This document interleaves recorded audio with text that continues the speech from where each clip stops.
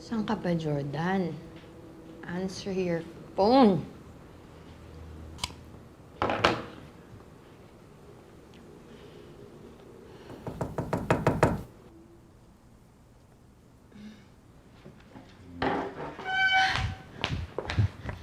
Jordan?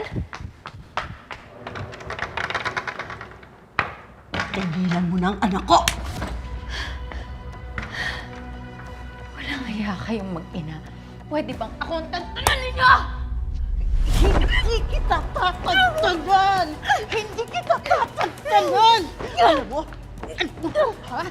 Teacher ako. Hindi ko dapat to ginagawa. Pero sa'yo, I will make an exception dahil you deserve it. Hindi mo lang sinasaktan ang anak ko, pati ang apo ko, dinadamay mo, maninira ka ng pamilya. Wala kang konsensya! Wala kang konsensya! Hindi mo ako matanda ka!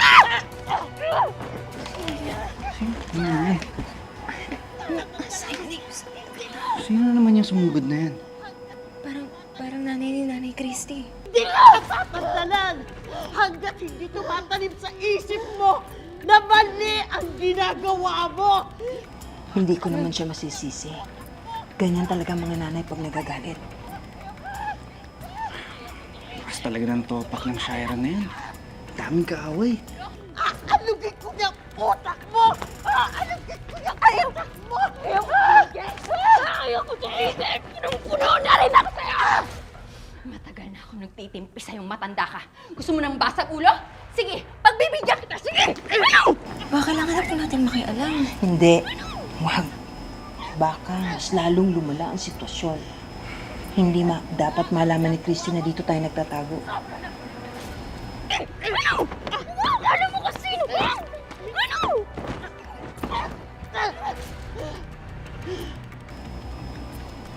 Halika na.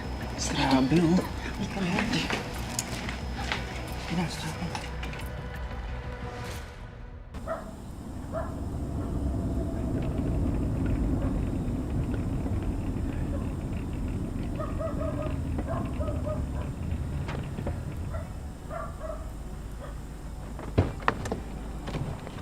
Ayan. Ay. Gagawin ko. Naman dito pa ako abutan ng lubat. Tigilan mo na ang ginagawa mo kay Christy. Sobra ng pinagdadaanan niya.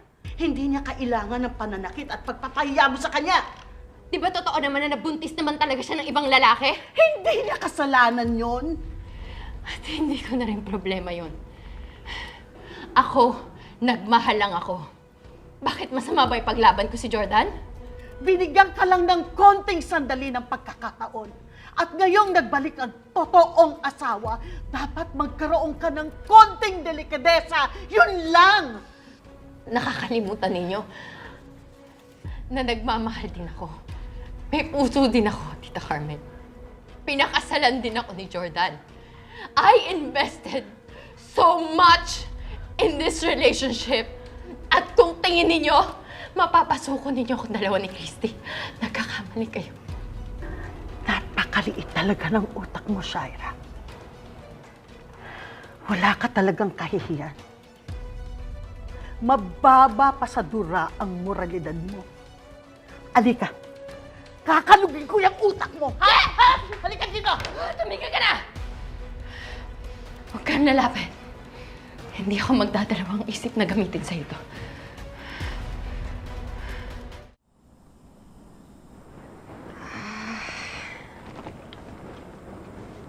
Christy?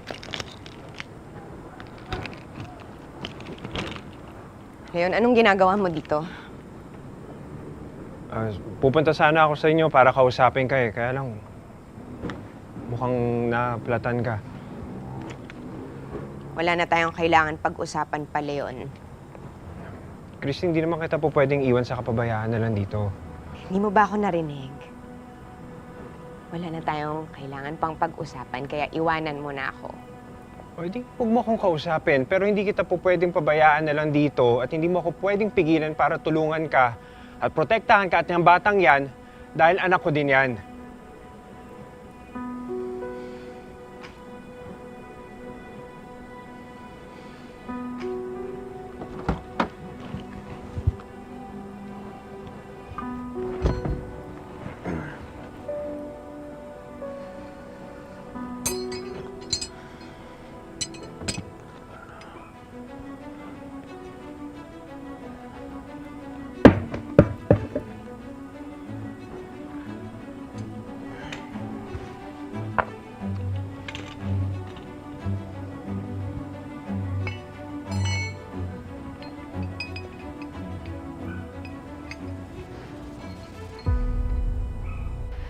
Talaga?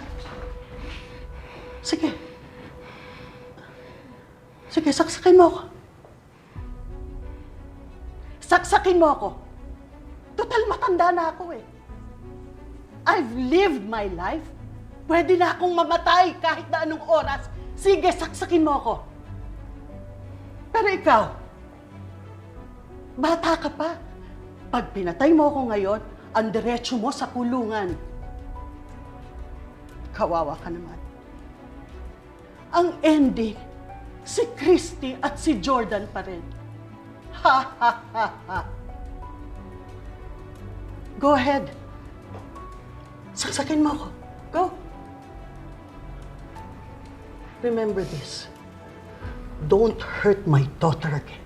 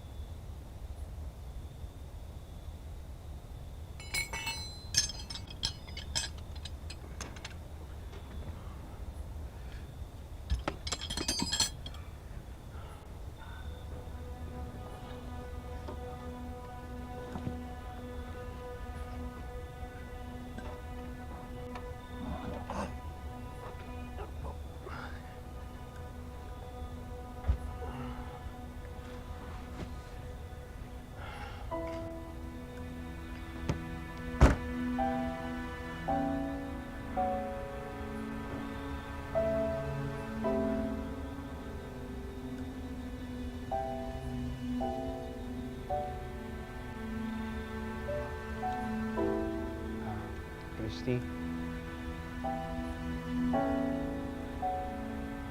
Alam kong walang kapatawaran ang lahat ng kasamaan na ginawa ko sa'yo. Pero yung mga panahon na nasa kuta ka, yung mga panahon na magkasama tayong dalawa,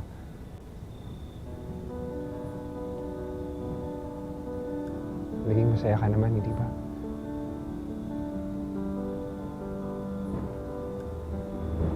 Napilitan lang akong makisama sa inyo.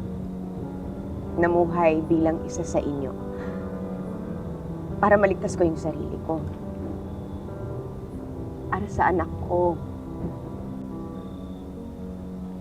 Para sa asawa ko.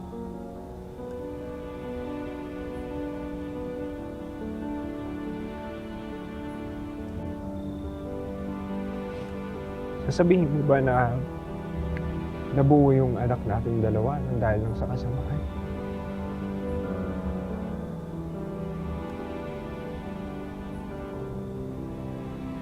Di ba minahal mo naman ako?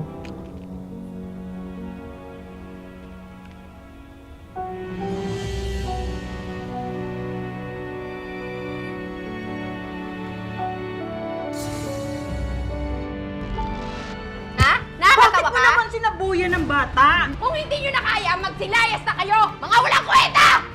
Jordan, hindi mo na ba ako mahal? Hindi mo na ba ako mapapatawad? Hindi mo ba naiintindihan? Hindi ka na niya kayang tanggapin. Nagawa mo dito, hayop ka. Nandito ako para kunin ang asawa ko.